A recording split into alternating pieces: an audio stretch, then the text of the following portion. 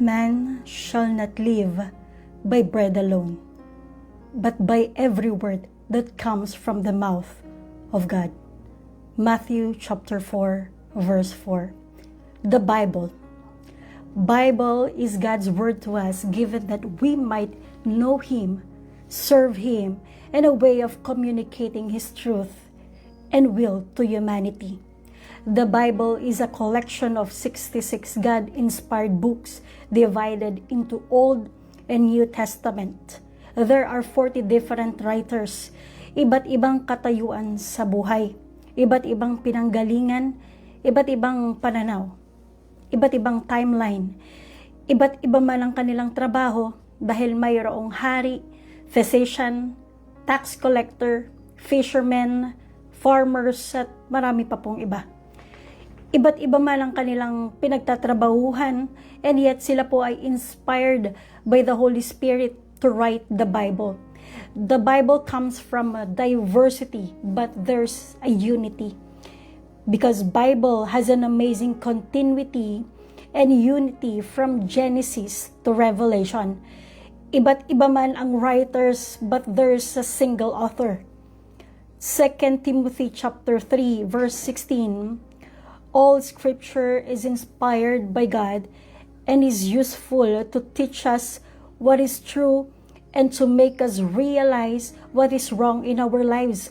It corrects us when we are wrong and teaches us to do what is right.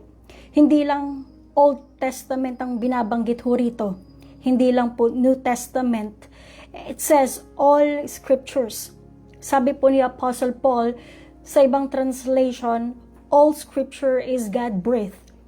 Kinasihan ng Diyos, hiningahan ng Diyos. Kapag ang turo ay galing sa Biblia, ituon po natin ang ating atensyon at makinig po tayo dahil ang Biblia ang pinagmulan ng katotohanan. The Bible is timeless truth in a changing world. Ang Biblia ay walang hanggang katotohanan. Ibig sabihin, hindi po kailanman mababago. Isaiah chapter 40 verse 8 says, the grass withers, the flowers fades, but the word of our God will stand forever. Mahirap man nguyain at lunukin ang ampalaya, pero may pakinabang. Amen po ba? May mga idudulot na maganda sa ating katawan. Ganon din po ang Biblia. Sa tuwing magbabasa po tayo, may naidaragdag po sa atin at may ibinabawas po sa atin na madalas mahirap nating tanggapin, mahirap po nating pakawalan, mahirap po nating bitawan. Mahirap man pong intindihin, pero dahilan sa ma-pride po yung tao, pero ang Biblia, ang prinsipyo po ng Diyos. Doon po natin makikita ang gusto at ang ayaw po ng Diyos. Bible was given by God to show His great love for us. Hindi na po tayo mangangapapa sa buhay dahil may manual na po tayo. At yun, ang Biblia. Ito ay ebidensya na tayo po ay mahal ng Diyos. Ang Bible ay kumpleto ang nilalaman. Ang lahat ng bagay na pwede nating malaman upang magkaroon po tayo ng malalim na relasyon po sa Diyos ay naroroon.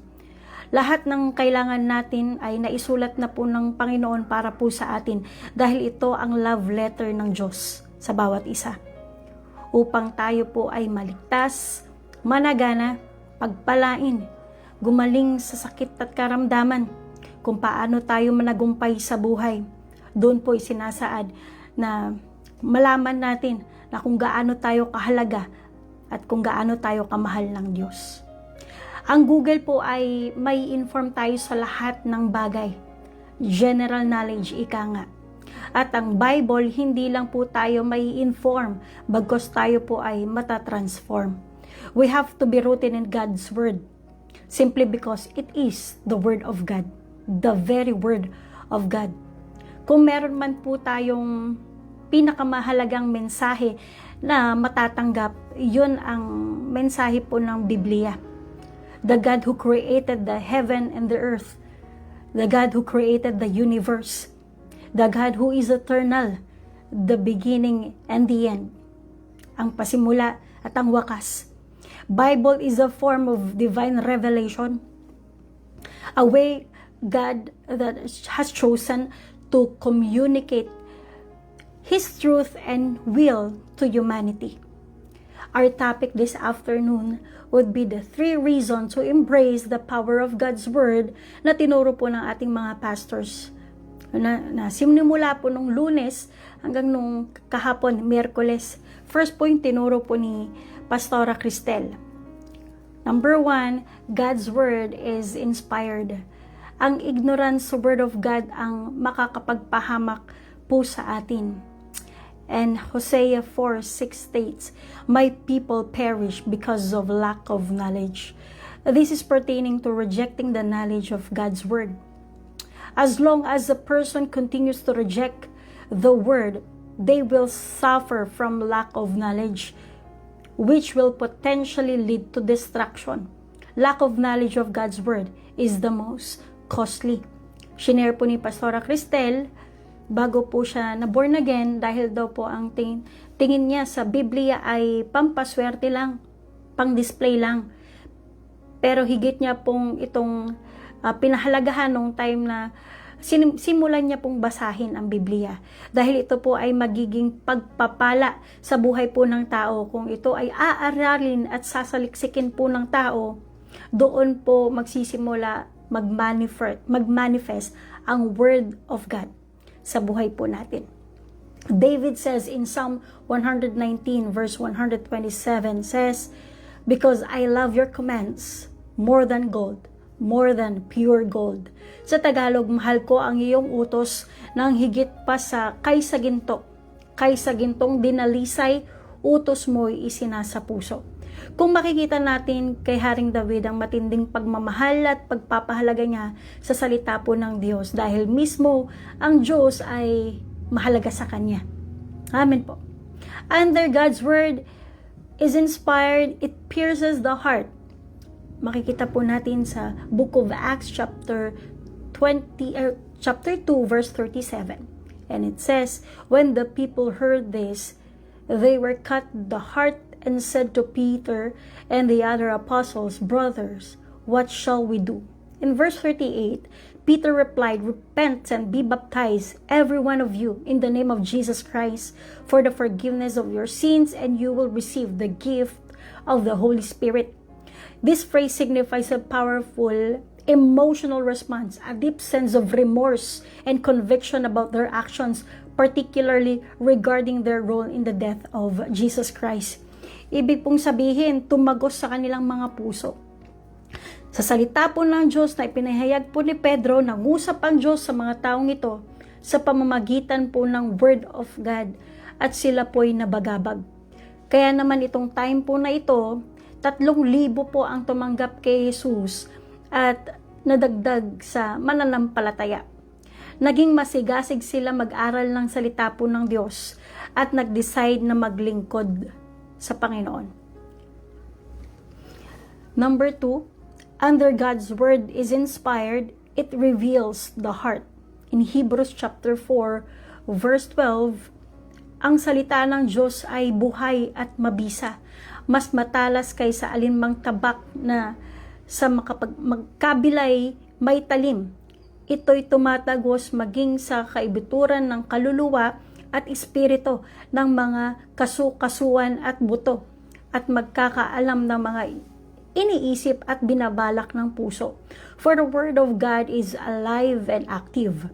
Ang Lord, pag nagsalita, laging may intention. Siya po ay very intentional God. Intention niya magbago ng buhay. Amen po. Maging maayos ang relasyon natin sa Diyos. Pangalawa, the Word of God is the sword of the Spirit. Matalas kaysa alinmang tabak na magkabilay may talim, sharper than any double-edged sword. Whenever we study the Bible, dapat tumatagos po sa atin.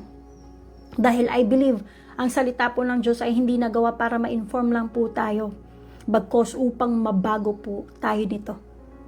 Na-share din po ni Pastora Cristel that there are 2 distinct forms of language. Number 1, yung Logos, written word of God.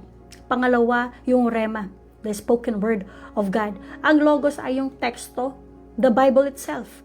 At ang rema kapag tayo ay nag-aaral ng Bible ay may nagre-rema po sa atin. Ibig sabihin, nakikipag-usap po ang Diyos sa atin. Nagiging buhay ang salita ng Diyos sa atin. Kaya ang sabi po ng Joshua chapter 1 verse 8, huwag mong kaligtaan basahin ang aklat ng kautusan.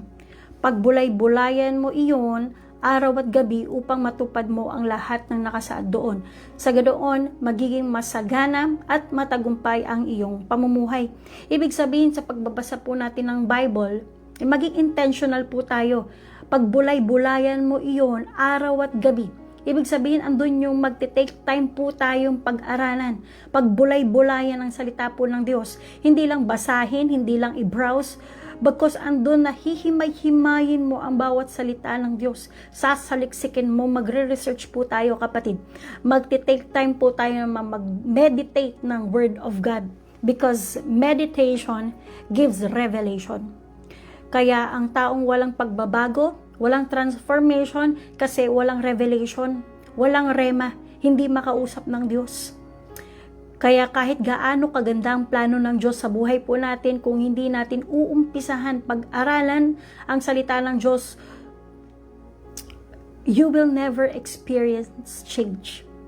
Sa English version, Joshua chapter 1 verse 8, study this book of instruction continually, meditate on it day and night, so you will be sure to obey everything written in it. Only then will you prosper and succeed in all you do. Andoon po ang garantiya ng Diyos sa prosperity and ng success. Kung pag-aaralan po natin yung instruction ng Diyos, ang Biblia, at maingat po natin itong maisasagawa. Ito yung way ng Diyos. Ito po yung prinsipyo po ng Diyos para ma-experience natin yung fullness of God. Second, yung tinuro po sa atin ni Pastor Almira, God's Word is profitable. Ang Bible is profitable. In many areas of our lives, if we say profitable, kapaki-pakinabang amin po. Ayon kay Pastor Almira, if we say profitable, it is useful. Sabi nga, tumutubo, dapat lumalago. Kaya ang pagyakap natin sa salita ng Diyos, ang ibig sabihin ay buo nating binibigay ang pagtitiwala natin sa sinasabi po ng Diyos. Ito ang pagtanggap ng salita ng Diyos. Amin po, na kahit anuman hamon ng buhay, kaya pa rin magpatuloy, ngumiti at maging positibo sa buhay. Dahil nababago nito ang prinsipyo natin sa buhay. Natuturuan po tayo on how we handle problems, on how we handle storms ng buhay po natin, no? Ang prayer po ng iba, Lord, tanggalin mo yung sakit. Tanggalin mo yung hirap. Tanggalin mo yung problema. Pero kung ikaw ay rooted ng salita po ng Diyos, ang prayer po natin, Lord, salamat sa katagumpayan ng battle na ito. See the difference? From there, doon po natin makikita ang kapangyarihan ng salita ng Panginoon sa buhay po natin. Mas ma-appreciate po natin ng Lord sa bawat breakthrough, sa bawat victory po ng buhay natin, dahil alam natin kasama natin ang Diyos. Amen po. Kung babasahin po natin sa Book of Lucas, chapter 19, yung shinare po ni Pastor Almira, mababasa po natin doon ang kwento ni Zaccheo, the chief tax collector. Nung nalaman niya na paparating na si Jesus, siya po ay nagkaroon ng interes na makita at kilalanin si Jesus. Dahil siya ay maliit, marami pong tao, gumawa po siya ng paraan para mapansin ni Jesus. Umakyat po siya sa puno ng sikomoro. Alam naman po natin ang puno ng sikomoro ay masyadong matayog kung i-check po natin at tumuloy sa kanyang tahanan. Marami pong mga dahil tumuloy si Jesus sa isang makasalanat at masamang tao. Pero dito, mababasa natin at makikita natin na hindi na nagmamatter yung sinasabi ng ibang tao kay Zaccheo. Ang magmamatter sa kanya yung sinasabi ni Jesus. At dahilan sa katuruan ng salita ng Diyos, nagkaroon po siya ng pananampalataya. Inamin niya na siya ay makasalanat at hindi siya nagdalawang isip na ibigay ang kalahati ng kayamanan niya sa mahihirap, at kung meron man siyang nadaya, ang sabi niya, willing daw siyang bayaran na 4 na beses. At doon binigay ni Jesus ang kaligtasan ng kanyang sambahayan. Walang imposible po sa Panginoon. Amen po. Truly, Word of God will establish a right belief and a right behavior. Kayang baguhin ng Diyos ang ating pananaw, ang ating pag-uugali sa pamamagitan po ng salita niya. God's Word is not only authoritative but also life-giving and transformative. Kung meron man po tayong pinakamahalagang mensahe na matatanggap, yun po ang mensahe ng Biblia. Third, yung tinuro po ni Pastor Amean, God's Word is defendable. 2 Timothy chapter 3 verse 17 states, so that the man of God may be complete, equipped for every good work. Isang maling magagawa po ng tao ay yung pagdudahan ng salita po ng Diyos. Kaya bilang isang lingkod ng Diyos, kaya mo itong ipagtanggol. Ang salita ng Diyos ay may pagtatanggol natin dahil ang salita ng Diyos mismo ay katotohanan. Under God's Word is defendable, it brings you to maturity. Responsibilidad po na natin ang ating spiritual life. Yes, maaaring meron po tayong pastor, meron po tayong mga elders, meron po mga workers na magtuturo po sa atin patungkol po sa Panginoon, pero una sa lahat tayo po ang unang-una na magpapakain sa ating mga sarili. Huwag po nating iasa lang sa mga kasamahan po natin. In Philippians chapter 2 verse 12, continue to work out your salvation. Nung tayo ay baguhan pa lang ng mananampalataya, kakaunti pa lang ang ating kaalaman patungkol po sa Diyos, mababaw pa lang ang pagkaunawa natin sa lahat ng itinuturo po ng Biblia. Pero hindi tayo mag-i-stay sa kakaunti o mababaw na pagkaunawa dahil desire sa atin ng Diyos ay lumago at hindi manatiling baby Christian. Kung tayo po ay higit na sa 1 taon, dapat may ginagawa na po tayo para sa Panginoon. Hindi po tayo pwedeng mag-stop or mag-stay lang as baby Christian na tayo ay inaasikaso, tayo ang pinapakain. Ang susi daw po ng spiritual maturity ay consistency at discipline. Na gawin ang mga bagay na magpapalapit sa atin sa Panginoon. Paano ba lumago? Ano ba ang dapat nating gawin upang tayo lumago? In example ni Pastor Amean, ang isang halaman na pag itinanim natin, hindi natin basta pwedeng iwan. Yan ay kailangan alagaan, paarawan, diligan at bigyan ng fertilizer para makatulong po sa kanyang paglago. Ganon din po tayong mga Kristyano. Kailangan ng consistency. Hindi yung lulubog, lilitaw lang sa simbahan kapag may problema lang, tsaka lang lumalapit sa Panginoon. Kapag may prayer request lang, doon lang nagpapakita sa church. Hindi atras abante ang hinahanap ng Diyos. Kapag may problema, dapat po na lumapit sa Panginoon. Pero hindi lang doon na nagtatapos. Kailangan natin magkaroon ng maayos na relasyon sa Diyos at andun na kapag tayo ay Kristyano, dapat tayo magpatuloy na kahit na dumaan po tayo sa pagsubok o suliranin po ng buhay, kailangan tuloy-tuloy. Amen po. From what I know sa school, may mga estudyanteng gumagawa po ng assignment nila, yung iba nagpapasaway. Kung si teacher ay pantay-pantay ang magbigay ng grade, 100% dun sa may assignment, tapos 100% din dun sa pasaway, hindi gumagawa ng assignment, the teacher would be unfair. Amen po ba? May batayan ng Diyos kung sinong pagpapalain niya. Yes, lahat ng tao gustong pagpalain po ng Diyos. Yun ang totoo. All people wants to be blessed by God, but He will not do it because God will be unfair if God will bless all the people. Bakit? Yung iba marunong sumunod, yung iba hindi. Yung iba lumalayo, umiiwas sa kasalanan, yung iba hindi. Yung iba ginagawa ang calling nila, yung iba umaayaw sa calling nila. Dahil ang pagsunod sa kalooban ng Diyos ay isang choice.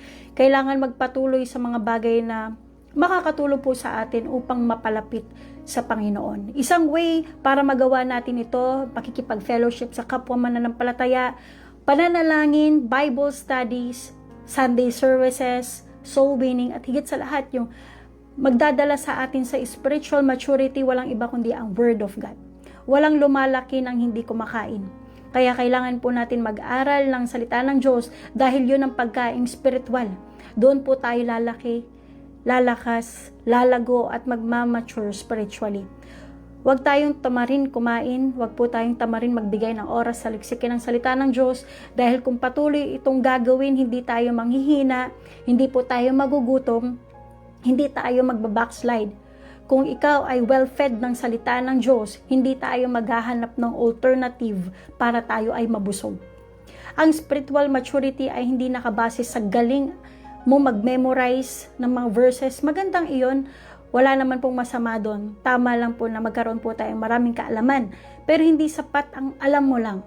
Hindi sapat na memorize mo lang. Hindi yung dami ng alam, kundi ang magmamatter pa din yung makikita po sa atin. Ang word na ginamit ni Pastor Amean ay yung kung makikita po sa atin yung talab at kapangyarihan ng salita po ng Diyos sa buhay po natin. Amen po.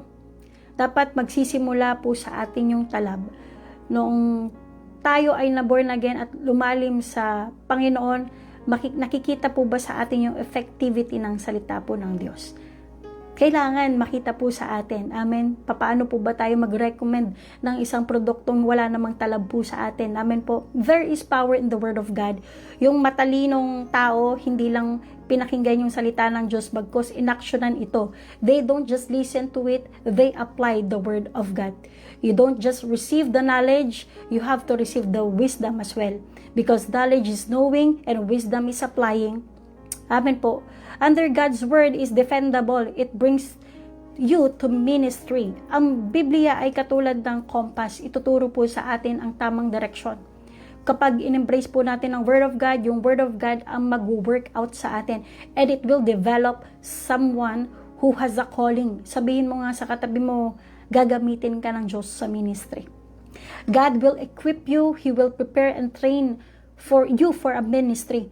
God will open your eyes. God will incline your heart. Kapag nakita ng Diyos, ang salita niya ay welcome po sa atin, doon magsisimula ang Diyos na buksan ang ating paningin. Ang Diyos ang magbibigay ng bagong puso upang tayo po ay magamit sa ministry.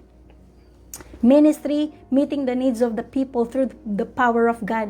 Ang Diyos ang siyang mag-aayos sa atin. Ang Diyos ang magpo-provide po sa atin. Ang Diyos po ang magsusustain po sa atin upang matupad ang kalooban niya. Ang Word of God ang magpuproduce ng passion at compassion to meet other people's needs.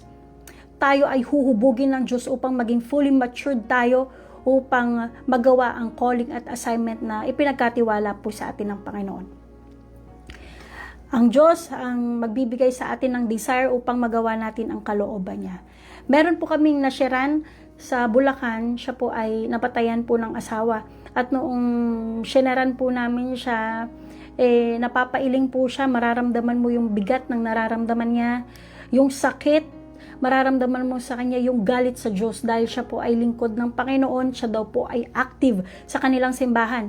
Ang mabigat na tanong niya, bakit sa kanya pa nangyari ang masaklap na mamatayan ng asawa at katuwang sa buhay. Maaaring naglilingkod siya sa Diyos, active siya sa gawain ng Diyos, pero maaaring hindi nabuo yung relasyon niya sa Diyos.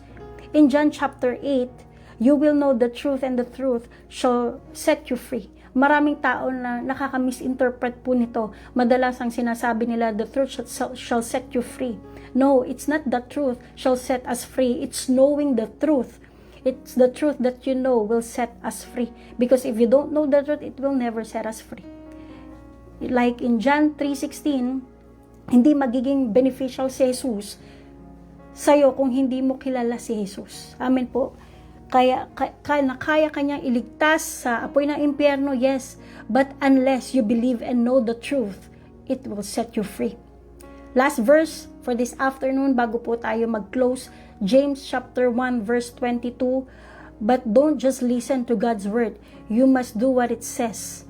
Otherwise, you are only fooling yourselves. Maaaring binasa at binabasa po natin ang salita ng Diyos, narinig o pinakikinggan po natin. At kung hindi po natin ito ginagawa o sinasagawa, dinadaya lang po natin ang ating mga sarili. Ang tunay na success daw po ng Rhema word is when you start to move. When you start to apply it. At doon lang po magiging success ang word na Rhema when you have decided to be a disciple of God. Dito na po tayo magtatapos. Tayo po muna ay manalangin. Yes, O God, Ama, sa pangalan ng Panginoong Jesus, Lord, maraming salamat, Panginoon, sa bawat tinuturo mo sa amin dito sa Rema Fields, Panginoon. Patuloy, O Diyos, nagpapasalamat kami sa bawat pagtuturo mo, paghuhubog mo, Panginoon, at pagtutuwid mo sa amin. Patuloy, O Diyos, na pagpalain mo ang bawat isa at patuloy na i-equip mo pa kami, Panginoon, patungo sa perpektong kalooban mo. Salamat at patuloy, O Diyos, na ikaw ang mag-ingat sa bawat isa sa amin. Ikaw ang patuloy na mag-provide at mag-sustain. Patuloy, O God, na patuloy namin ibinabalik sa iyo ang kapurihan sa pangalan ng aming Panginoong Hesus. Amen. God bless po and good afternoon.